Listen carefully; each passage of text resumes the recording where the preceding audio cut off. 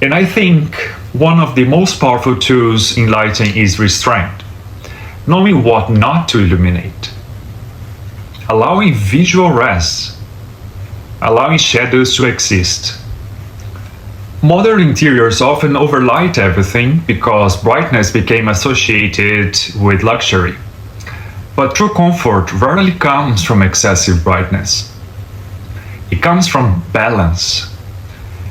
And this becomes especially important in residential environments. Homes today are under enormous physiological pressure. People work from home, use screens constantly, sleep less, experience more anxiety, more cognitive overload.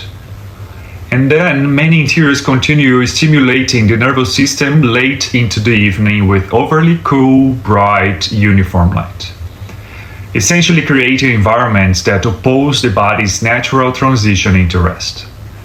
So when designing biophilic residential interiors, I often think less about spectacle and more about regulation. How does this space help the body transition through the day? How does the light support human rhythms instead of fighting them? Morning should feel activating. Evening should feel grounding. And this doesn't mean every project needs expensive technology. Sometimes the biggest improvements come from very simple decisions. Reducing glare, improving vertical illumination, using warmer, low-level evening lighting, creating depth instead of flatness, positioning artificial light in ways that feel architecturally integrated rather than visually aggressive. Material interaction also becomes critical. Biophilic interiors depend heavily on texture and reflectance.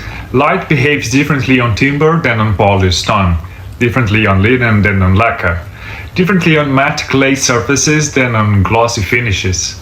And when lighting is designed properly, materials begin to feel alive.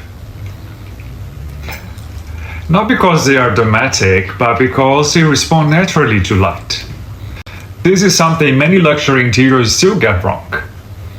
They invest heavily in materials, but lighting is treated almost as an afterthought. And then the space never fully reaches its potential, because materials do not exist independently from light. Light is what reveals materiality. Actually, light is what reveals architecture itself. Without light, there is no spatial perception, and this is why I believe lighting designers should be involved from the earliest conceptual phases of interior projects, especially biophilic ones. Not at the end, not after the ceilings are closed, not after all finishes are selected. Early collaboration changes everything.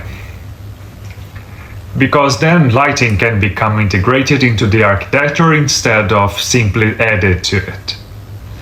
And integrated lighting almost always feels calmer, more natural, more timeless. Which brings us back to permanence.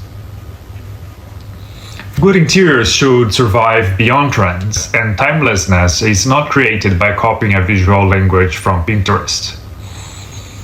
It comes from understanding human experience deeply enough that the space continues feeling good years later. That's much harder to achieve, but also much more meaningful. Because eventually trends fade, but physiology remains.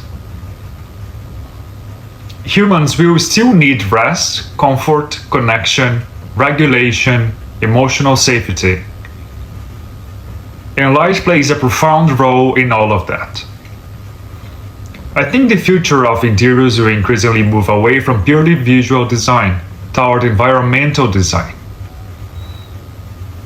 Spaces that are not only beautiful but supportive. Not only photogenic but restorative.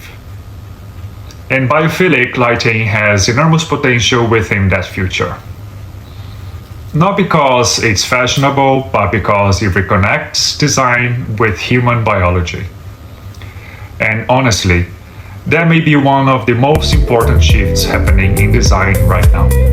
Not designing only for the eye. I will also leave a link to an article I wrote with more in-depth details into biophilic lighting. See you next time. Stay tuned for the next episode.